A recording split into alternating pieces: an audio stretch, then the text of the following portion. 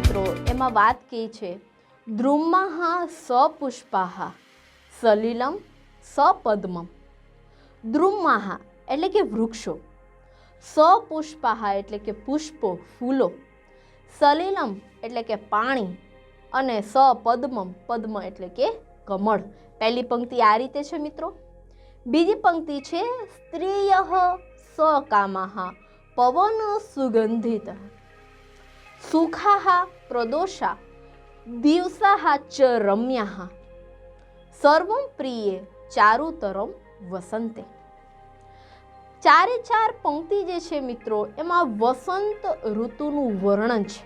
જો કે આપણે પાંચે પાંચ શ્લોકમાં જ વસંત ઋતુની સુંદરતાની વાત છે, પણ સુંદરતાની શરૂઆત જે પહેલા શ્લોકમાં થાય છે એ શરૂઆત જે છે એ વૃક્ષો, ફૂલો, પાણી, કમળ, સ્ત્રીઓ, દિવસ આ બધાની વાત થાય છે. અને અંતે કહે છે કે સર્વમ પ્રિયે ચારુતરમ વસંતે. તો પહેલા તો આપણે બધા શબ્દોનું ગુજરાતી જોઈ લઈએ મિત્રો. દ્રુમાહ એટલે કે વૃક્ષો, સપુષ્પાહ એટલે કે ફૂલો, સલિલમ એટલે કે પાણી અને સપદ્મમ એટલે કે કમળ. ત્યાર પછી આપણને કહે છે સકામાહ એટલે કે પ્રેમ ભરેલું, સુખાહ એટલે કે સુખમય, પ્રદોષા, પ્રદોષાનો મતલબ થાય મિત્રો સમી સાંજનો સમય, ગોધૂનીનો સમય, કે જ્યારે ગાયો છે એ એમનું આખું ધણ છે ફરી પાછું વળતું હોય અને ત્યારે જે સમય હોય છે એને સમી સાંજનો સમય કહે છે. ત્યાર પછી કહે છે ચારુતરમ એટલે કે ખૂબ જ સરસ, ખૂબ જ સુંદર, સોહામણું એવી આપણી વસંત ઋતુ છે. જોઈએ શું અનુવાદ થાય છે. જ્યારે પણ મિત્રો આપણે શ્લોકની વાત આવે તો અનુવાદ છે આપણા માટે જરૂરી બની જાય છે, કારણ કે પરીક્ષાની અંદર આપણને આ પદ્ય શ્લોકોનું ગુજરાતી પૂછાય છે. એટલે શબ્દાર્થ આવડે તો આપણને અનુવાદ છે એ આસાનીથી આવડી જાય. પહેલી લીટી શું હતી મિત્રો? દ્રુમો સપુષ્પાહ. દ્રુમા એટલે કે વૃક્ષો છે એ સપુષ્પા ફૂલોવાળા છે, અને સલિલમ એટલે કે જે પાણી છે એ સપદ્મમ એટલે કે કમળોવાળું છે. એટલે પહેલી પંક્તિનું ગુજરાતી આમ થશે, દ્રુમાહ સપુષ્પાહ, વૃક્ષો ફૂલોવાળા છે, સલિલમ સપદ્મમ પાણી કમળોવાળું છે. એટલે કે વૃક્ષ છે એમાં ફૂલ ખીલી ઉઠ્યા છે. વસંત ઋતુ આવે એટલે ફૂલો છે એ ખીલવા માંડે છે, પાણીની અંદર કમળો ખીલી જાય છે. એટલે કહે છે કે વૃક્ષો ફૂલોથી લદેલા છે અને પાણી છે એની અંદર કમળો ઉગી ગયા છે. પછી શું કહે છે? સ્ત્રીયાહ સકામાહ, સ્ત્રીઓ કામનાવાળી છે. અહીંયા સ્ત્રીઓની સરખામણી વસંત ઋતુ સાથે કરતા જાય છે. એકદમ એમનામાં પણ જોશ હોય છે, કામ કરવાનો ઉત્સાહ હોય છે, ઠંડી વસંતની ઋતુ હોય છે અને ત્યારે આ જે સ્ત્રીઓ છે એ પણ કામનાવાળી બની જાય છે. પછી શું કહે છે? પવન સુવાસિત, પવન છે એકદમ સુવાસ ભરેલો, કેમ કે ફૂલો ખીલી ઉઠ્યા છે એટલે ચારે બાજુથી જે પવન ફેલાઈને આવે છે એની અંદર પણ સુગંધ રહેલી છે. એટલે કે છે સુગંધિત, પવન છે એ સુવાસવાળો છે. અને અંતે કહે છે કે આ જે પ્રદોષાહ સમી સાંજનો સમય છે એ સુખાહ સુખમય છે, સુખ આપનારો છે. અને દિવસાહ જે દિવસો છે એ ચારુતરમ રણિયામણા છે. એટલે સમી સાંજના સમયે આ વસંત ઋતુ છે એ આપણને કેવું લાગે છે? સોહામણું લાગે છે. એટલે કે છે સર્વમ ચારુતરમ વસંત પ્રિયે, એટલે કે હે પ્રિયે સ્ત્રીને સંબોધીને, વસંત ઋતે એટલે કે વસંત ઋતુમાં સર્વમ સઘળું, ચારુતરમ ખૂબ સોહામણું હોય છે, ખૂબ સુંદર હોય છે. તો આ રીતે મિત્રો આપણો જે પહેલો શ્લોક છે એની અંદર વૃક્ષો ઉપર ઉગેલા ફૂલો, પાણીની અંદર રહેલા કમળો, સ્ત્રીઓ, પવન અને સમી સાંજના અને દિવસો, આ બધાના વર્ણને અતિ સુંદર કીધેલું છે. કે વસંત ઋતુમાં સાંજ હોય, સવાર હોય, વૃક્ષો પર ઉગેલા ફૂલો હોય, પાણી પર ઉગેલા કમળો હોય, આ બધું પ્રકૃતિ વર્ણન અત્યંત સોહામણું લાગે છે ને. એટલે ઠંડી ઋતુને ગુલાબી ઋતુ કીધી છે, કારણ કે આની અંદર આપણે જે વાતાવરણ હોય છે પ્રકૃતિનું, એની અંદર બધું વસ્તુ ખીલવાની શરૂઆત થાય છે. અને ત્યારે છે એ ચારે બાજુ વસંત ઋતુ જો ફેલાયેલી હોય અને આ જે વૃક્ષો, પાણી, જેટલા પણ કુદરતી તત્વો છે એ બધા આપણને સોહામણા લાગે છે. તો આ રીતે કવિ કાલિદાસે પોતાના ઋતુસંહારમાં પ્રસ્તુત શ્લોક છે એની અંદર વસંત ઋતુનું વર્ણન કરતા આ રીતે કહેલું છે. ત્યાર પછીનો આપણો બીજો શ્લોક છે મિત્રો, વાપી જલાનામ મણિ મેખલાનામ શશાંક ભાસામ પ્રમદા જનાનામ આમ્રદ્રુમ્ણાનામ કુસુમાંતાનામ દદાતિ સૌભાગ્યમ વસંત. મિત્રો અહીંયા તમે જોઈ શકો છો કે જે આપણને ચારે ચાર પંક્તિ આપેલી છે, વાપી જલાનામ. વાપી જલાનામ એટલે કે વાવનું પાણી, કૂવાનું પાણી. મણિ મેખલાનામ, મણિ મેખલાના એટલે કે જે સ્ત્રીઓને કમરમાં પહેરવાનું જે હોય છે એને, એ જે ઘરેણું છે એને કહેવામાં આવે છે મણિ મેખલા, જેને આપણે કંદોરો કહીએ છીએ. એ મણિ મેખલા નામનો મતલબ થશે કંદોરા ધારણ કરેલી સ્ત્રી. ત્યાર પછી શશાંક ભાસમ, ચંદ્રના બિંબવાળા. આમ્રદ્રુમ્ણાણમ એટલે કે જે કેરી છે, આંબા છે, એના વૃક્ષો છે. કુસુમાંતના ફૂલો. દદાતિ સૌભાગ્ય વસંત, બરાબર, દદાતિ એટલે આપે છે, સૌભાગ્યમ અયમ વસંત. જોઈએ આપણે એક એક શબ્દ. વાપી જલાનામ, જે મેં તમને કીધું કૂવાનું, વાવડીનું પાણી, જે વાવ હોય છે ને એ પગથિયાવાળી. મણિ મેખલાનામ, મણિઓના કંદોરાવાળી, જેનો કંદોરો છે એ મણિઓનો બનેલો છે. શશાંક ભાસા, ચંદ્ર જેવી કાંતિવાળી, જેની સુંદરતા ચંદ્ર જેવી છે. પ્રમદા જનાના એટલે કે એવી સ્ત્રીઓના. આમ્રદ્રુમ્ણાણમ, આમ્ર વૃક્ષોને. કુસુમાંતાનામ એટલે કે ફૂલોથી નમી ગયેલા. તો જોઈએ શું કહેવા માંગે છે પ્રસ્તુત આપણને આની અંદર વસંત ઋતુની એવી કઈ સુંદરતાની વાત કરેલી છે. તો શું આપણે શરૂઆત જે છે મિત્રો એ આમાં અંતિમ પંક્તિથી કરવાની છે, બરાબર છે. એમાં જે હતું અયમ વસંતે, ત્યાંથી આપણે શરૂ કરશું કે આ વસંત. પછી આપણે પહેલી પંક્તિમાં વયા જશું, નીચેથી ખાલી અયમ વસંત એટલું જ લેશું. આ વસંત વાપી જલાનામ, વાવોના જળને. મણિ મેખલાનામ, મણિઓના કંદોરા ધારણ કરેલી. તથા શશાંક ભાસા, ચંદ્રની કાંતિવાળી. પ્રમદા જનાનામ, સ્ત્રીઓને. અને આમ્રદ્રુમ્ણાનામ એટલે કે આંબાને કારણે, મોર, જે આંબા ઉપર મોર આવે ત્યારે લચી પડે, તો એ મોરથી લચી પડેલા આમ્ર વૃક્ષોને. દદાતિ સૌભાગ્યમ, સૌંદર્ય. દદાતિ એટલે આપે છે, પ્રદાન કરે છે. શું કહે છે કે જેવી આ વસંત ઋતુ આવે છે ને, આ વસંત ઋતુ આ બધી વસ્તુને સુંદરતા આપી દે છે. કોને કોને? તો કે વાવડીઓના જળને સુંદરતા આપે છે, મણિઓના કંદોરા પહેરેલી સ્ત્રીઓને સુંદરતા આપે છે. અને એ સુંદરતાની સરખામણી પણ કોની સાથે કરી છે? તો કે ચંદ્રની કાંતિવાળી, ચંદ્રના બિંબ સાથે છે એ સ્ત્રીના સૌંદર્યની સરખામણી કરેલી છે. કે એવી સ્ત્રીઓ કે જે મણિઓના કંદોરા ધારણ કરેલી છે અને ચંદ્ર જેવી કાંતિવાળી છે. એ ઉપરાંત કોણ? તો કે આંબાના વૃક્ષો કે જેના ઉપર મોર આવવાની શરૂઆત થઈ ગઈ છે. આ બધાને આ વસંત ઋતુ સૌંદર્ય પ્રદાન કરે છે. વસંત ઋતુના આગમનથી આ બધાની અંદર સૌંદર્ય ફૂલી ફાલી જાય છે. સુંદરતા જાણે કે સોળે કલાએ ખીલી ઉઠે છે. તો એવી રીતે અહીંયા વસંત ઋતુના આગમનથી કુદરતના તત્વોની સાથે સાથે મનુષ્યની અંદર પણ એક પ્રકારનો હર્ષ અને ઉલ્લાસ જોવા મળે છે, આનંદ જોવા મળે છે. અને આ વસંત ઋતુ છે એના આગમનથી જે પાણી છે એનાથી માંડી વૃક્ષો અને મનુષ્યો સુધી આણે સુંદરતા પ્રદાન કરેલી છે. એનું વર્ણન આપણા બીજા શ્લોકમાં આપણને જોવા મળે છે કે કેવી રીતે અહીંયા કાલિદાસ છે એ વસંત ઋતુના આગમનથી જે કોઈ પણ આકર્ષિત થયા છે, સૌંદર્ય પ્રાપ્ત થયા છે, એ દરેક બાબતોને સરખામણી સાથે આપણી સામે રજૂઆત કરે છે. ફરી એકવાર અનુવાદ, જે આપણને ખાસ કરીને અનુવાદની અંદર આ શ્લોકો પૂછાય છે, બરાબર છે. તો ફરી એકવાર તમને યાદ અપાવી દઉં કે શરૂઆત આપણે નીચેથી કરશું, છેલ્લી લીટીથી, જે આપણને કહે છે દદાતિ સૌભાગ્યમયમ.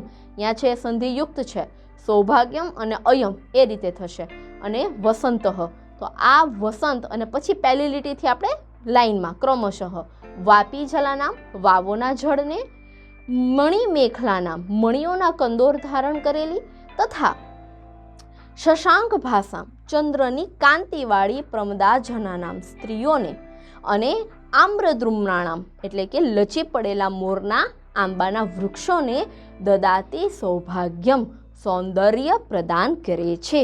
તો આ રીતે પ્રસ્તુત શ્લોક જે છે એનો અનુવાદ આ રીતે કરવાનું છે. ખાસ અનુવાદમાં ધ્યાન આપજો કે ક્યાંથી કઈ લીટી આપણે ઉપાડીએ છીએ, બરાબર. હવે અહીંયા આપણને કીધું તો ખરા કે ભાઈ વસંત ઋતુના આગમનથી પાણી છે, આંબાના વૃક્ષો છે, સ્ત્રીઓ છે, આ બધાને સૌંદર્ય પ્રદાન થયું છે. આખા સમગ્ર પદ્યની અંદર આપણને સુંદરતાની જ વાતો કરેલી છે. તો જોઈએ કે પછીનો શ્લોક છે એની અંદર કયા સુંદરતાની વાત છે. શું કહે છે? કર્ણેશુ યોગ્યમ નવકર્ણિકારમ. આ ફૂલનું નામ છે નવકર્ણિકારમ. ચલેશુ નીલેશ કેશવ શોકમ. ત્યાર પછી કહે છે શિખાસુ પુષ્પમ નવમલ્લિકાયા. નવમલ્લિકા પણ ફૂલ છે. અને ફરી પાછું ત્યાર પછીનો ત્રીજો શ્લોક છે મિત્રો, કર્ણેશુ યોગ્યમ નવકર્ણિકારકમ, ચલેશુ નીલેશ અલ્કેશ શોકમ. અહીંયા છે મિત્રો એ સંધિ છૂટી પડશે, એ શબ્દાર્થમાં આપણે સમજીશું. શિખાસુ પુષ્પમ નવમલ્લિકાયા પ્રયાંતિ કાંતિમ પ્રમદા જનાનામ. તો અહીંયા જે છે મિત્રો એ આપણને જુદા જુદા ફૂલોની વાત કહેલી છે. નવકર્ણિકાર છે, નીલકેશવ છે, પછી નવમલ્લિકા છે. આ બધા ફૂલોનું વર્ણન વસંત ઋતુમાં આપણે અગાઉ પણ જોયું કે વસંત ઋતુની અંદર જે ફૂલો છે એકદમ ખીલી ઉઠે છે, જાણે કે એમાં નવી ચેતના આવી ગઈ હોય એ રીતે ફૂલો છે એ એકદમ ખીલી ઉઠે છે, તાજા.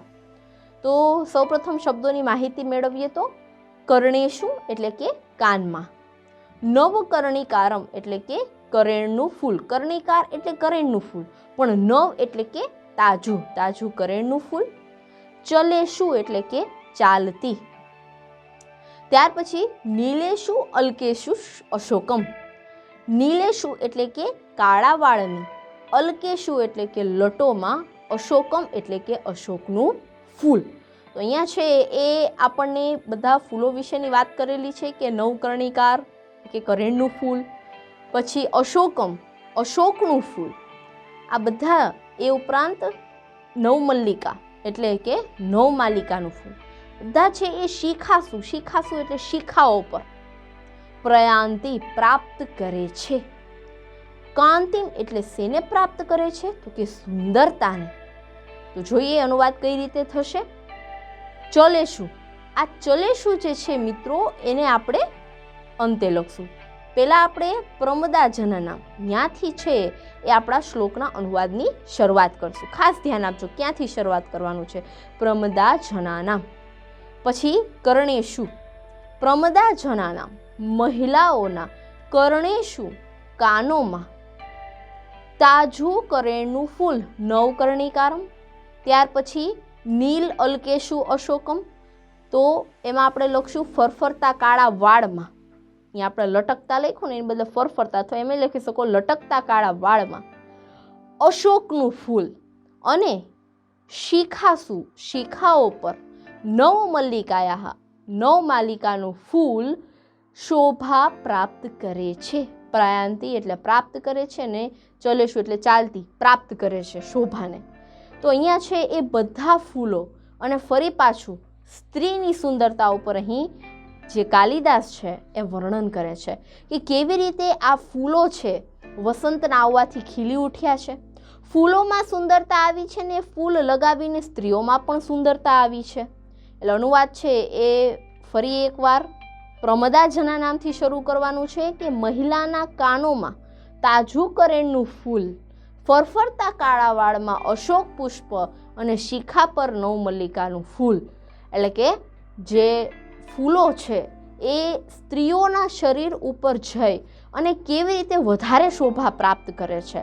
આમ તો વસંતના આવવાથી એ ખીલી જ ઉઠ્યા છે, પરંતુ જ્યારે એ આ મહિલાઓ ઉપર, એના કાનમાં, તો એની શિખા પર, તો એના વાળમાં જ્યારે આ ફૂલો છે એ લગાવે છે ત્યારે એ ફૂલો છે એ કંઈક વધારે જ શોભા પ્રાપ્ત કરે છે.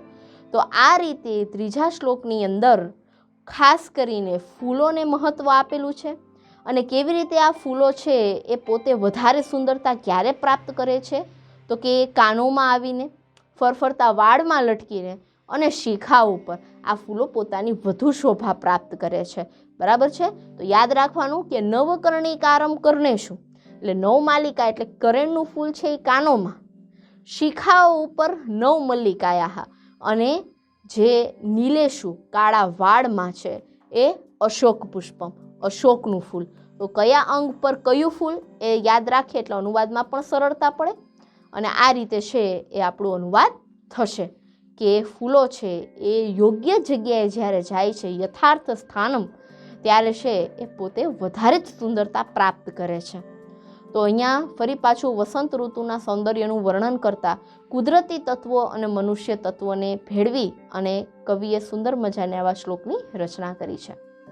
ત્યાર પછીનો શ્લોક છે મિત્રો, ગુરુણી વાસાંસી વિહાય તૂર્ણમ તનુની લાક્ષારસ રંજિતાની સુગંધિત કાલા અગરુ ધૂપિતાની ધતે જનઃ કામદા દાલ સાંગહ.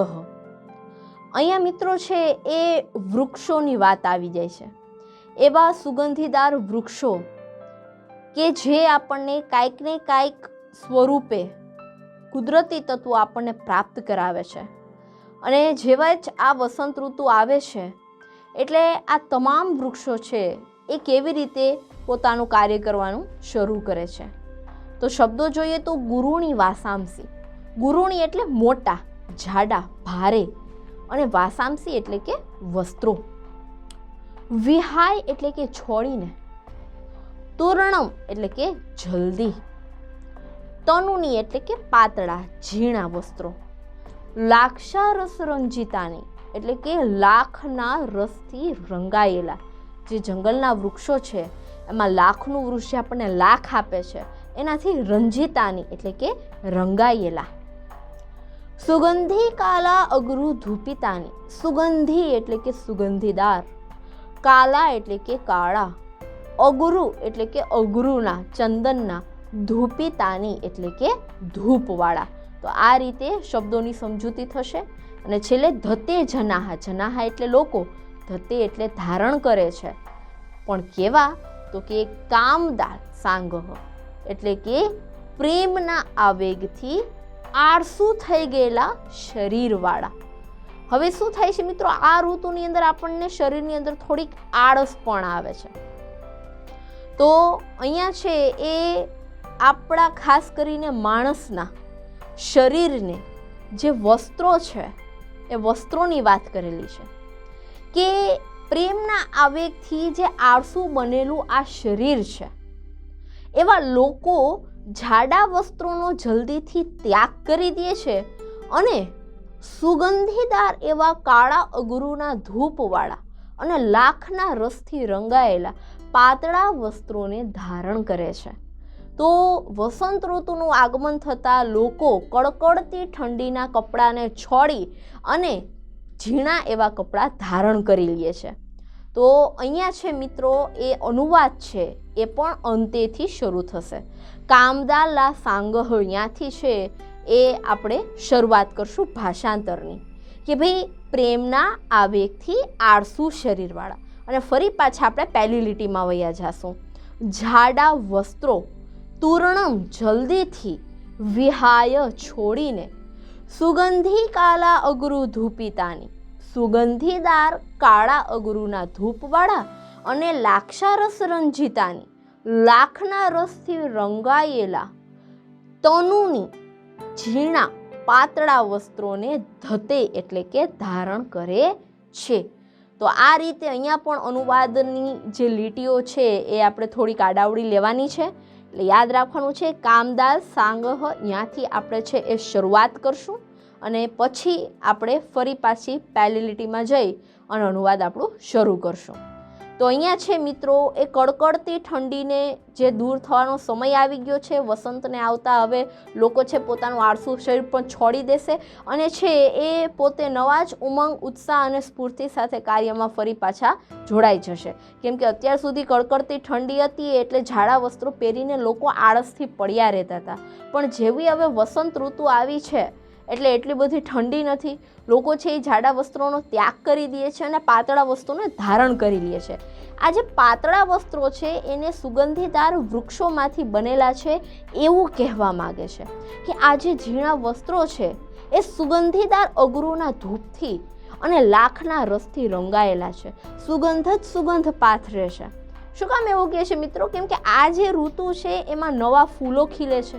ફૂલો ખીલે છે એટલે એમની સુગંધ છે એ ચોમેર ફેલાઈ જાય છે અને એટલા માટે કહે છે કે એવી સુગંધ જે છે જેમાંથી આ વનસ્પતિમાંથી આવી જે સુગંધ આવે છે અને આવા જ વનસ્પતિ અને વૃક્ષોના જે આ સુગંધીદાર લાકડા છે, રંગ છે, એનાથી રંગાયેલા વસ્ત્રો લોકોને ધારણ કરવા ગમે છે.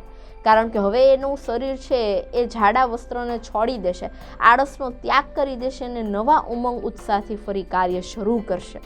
એટલે આની અંદર પણ છે એ માણસનો સમાવેશ કર્યો અને કુદરતી તત્વોનો પણ સમાવેશ કર્યો કે કઈ વસ્તુ લોકોને ક્યાં અસર કરે છે. તો આ રીતે છે આપણો આ ચોથો શ્લોક આપણને વસ્ત્રો વિશે જણાવે છે. ત્યાર પછીનો શ્લોક છે મિત્રો કિં કિંશુકેહી શુકમુચ્છ વિભન્ન ભિન્ન કિમ કર્ણિકાર કુસુમેહી હતમ મનોજેહી યત કોકિલઃ પુનઃ અયમ મધુર વચભિઃ અને યુ નામ મનઃ સુવદનાની હિતમ નિહંતિ. અહીંયા છે મિત્રો ફરી પાછા પક્ષી અને ફૂલોનો સંદર્ભ લઈ અને એમની મધુરતા અને સુગંધિતાને અહીં પ્રસ્તુત કરી છે કવિ કાલિદાસે. કિંશુકેહી જે આ કેસુડાના ફૂલ છે, કર્ણિકારમ જે આપણે આગળ પણ જોયું કર્ણિકારના જે ફૂલ છે, કોકિલનો જે મીઠો અવાજ છે કોયલનો એ આપણા મનને કેવી રીતે હરી લે છે. જોઈએ આપણે શબ્દાર્થમાં. કિંશુકેહી એટલે કે કેસુડા, શુકમુખ વિભિહિ એટલે કે શુક એટલે કે પોપટ, પોપટની ચાંચ જેવી કાંતિવાળા. અહીંયા પોપટ નથી લેવાનો પણ એની જે ચાંચની સુંદરતા છે, પોપટ છે એના ચાંચને કારણે વધારે સુંદર દેખાય છે, લાલ ને આમ ઉપસી આવેલા. એટલે પોપટની ચાંચ જેવી કાંતિવાળા. જો મિત્રો વખાણ કરવા માટે પણ કુદરતી તત્વોનો સહારો લીધો છે. કર્ણિકાર કુસુમે, કર્ણિકાર એટલે ફરી પાછું કરેણનું સુંદર ફૂલ. મનોજેહી એટલે કે એકદમ સુંદર ફૂલો વડે. મધુર વચોભેહી, હવે કોયલની વાત થાય છે. મધુર એટલે કે મધુર, વચોભેહી એટલે ટહુકાઓથી. યુનામ, યુનામ એટલે કે યુવાનોના. સુવદનાની હિતમ એટલે કે સુંદર મુખવાળી સ્ત્રીઓમાં રહેલા. વદન એટલે સુંદર મુખવાળા. નિહંતી એટલે કે હણી લે છે. જોઈએ શું હણી લે છે, શું કહે છે આપણે. અહીંયા પણ છે મિત્રો શરૂઆત કરતી વખતે ધ્યાન રાખવાનું છે. શરૂઆત આપણે કરશું શુકમુખ એટલે કે પોપટની ચાંચ. અહીંયા મુખ એટલે પોપટનું મુખ નહીં પણ પોપટની ચાંચ. શુકમુખ વિભિન્ન એટલે કે જે પોપટની ચાંચ છે એના જેવી સુંદરતાવાળા, કાંતિવાળા. કિંશુકેહી એટલે કે કેસુડાથી. કિમ એટલે કે શું ભેદાયું નથી. નિહંતી પોપટની ચાંચ જેવી સુંદરતા ધરાવતા કેસુડાના ફૂલથી શું ભેદાયું નથી. કેસુડાના ફૂલ પણ છે પોપટની ચાંચની જેમ એકદમ ઉપસે આવ્યા છે, એના રંગની કારણે એની સરખામણી કરેલી છે. પછી કર્ણિકાર ફૂલનું કીધું છે કે નવકર્ણિકારમ જે કરેણના સુંદર તાજા ફૂલો છે એના વડે પણ કેમ શું હણાયું નથી. અને પછી આ ફૂલોની વચ્ચે યત કોકિલઃ, જે આ કોયલ છે એના મધુ વચોભિહિ, મધુર ટહુકાઓથી યુનામ એટલે કે યુવાનોના સુંદરીઓમાં રહેલા મનને હણે છે. આ ઋતુ છે એ આજુબાજુના વાતાવરણને કારણે યુવાનોના મનમાં જે છે એ સુંદરીઓના મનને હણી લે છે કે પોપટની ચાંચ છે એના જેવા સુંદર આ કેસુડાના ફૂલ, કરેણના ફૂલ, આનાથી શું હણાય છે? એ કોને હણી નાખે છે, કોને મારી નાખે છે? એના વડે કોનું મન લલચાય છે? કુદરતી તત્વોની સુંદરતાથી કોનું મન લલચાય છે? કોયલ છે એ મધુર ગીતો ગાય છે એના કારણે આજુબાજુનું વાતાવરણ એટલું સુંદર છે, આજુબાજુ ફૂલો ઉગી નીકળેલા છે અને કોયલ પણ મીઠી મધુર વાણીમાં ટહુકા કરે છે, ત્યારે સુંદરીઓના રહેલા મનને છે એ હણી લે છે, નિહંતી.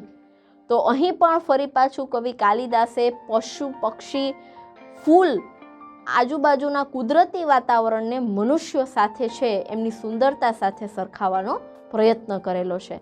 તો આ રીતે કાલિદાસે પોતાના ઋતુસંહારમાંથી જે પ્રસ્તુત શ્લોકોમાં વસંત ઋતુનું વર્ણન કરેલું છે મિત્રો, એ અહીં આપણે સમજેલું કે વસંત ઋતુ છે એના આગમનથી કઈ કઈ વસ્તુઓમાં પરિવર્તન આવે છે, કઈ કઈ નવા ઉત્સાહ છે, નવા ઉમંગો છે લઈને આવે છે, અને કયા કયા પ્રિયાંતિ વધારે છે એ સ્ત્રીઓની કામનાઓ વિશે અહીં વાત કરેલી છે.